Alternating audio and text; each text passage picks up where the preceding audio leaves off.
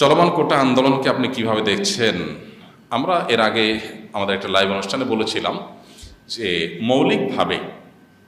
মৌলিকভাবে কোনো মানুষ পিছিয়ে আছে, দুর্বল, অসুস্থ, তাদেরকে ছাড় দেওয়া, অগ্রাধিকার দেওয়া এটা দোষের কিছু না। এবং সেই সাথে বিশেষ কোনো অবদান কেউ রেখেছে, তাদেরকে প্রণোদনা বা বিশেষ কোনো সুবিধা দেওয়া এটা মৌলিকভাবে দোষের কিছু না। কিন্তু এটা যদি মাত্রা ছাড়িয়ে যায়, এটা যদি দেখা যায় যে 10 জন মানুষ কোনো একটা কাজে তাদের অবদান আছে, অথবা 20 জন মানুষ তারা পিছিয়ে থাকার কারণে তাদেরকে অগ্রাধিকার দেওয়া হবে,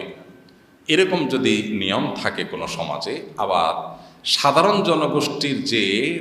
রেশিও বা পরিমাণ ওইটার সাথে কম্পেয়ার করলে যদি এই কোটাটা পরিমাণে বেশি হয়, তো অবশ্যই সেটা সংস্কার করা উচিত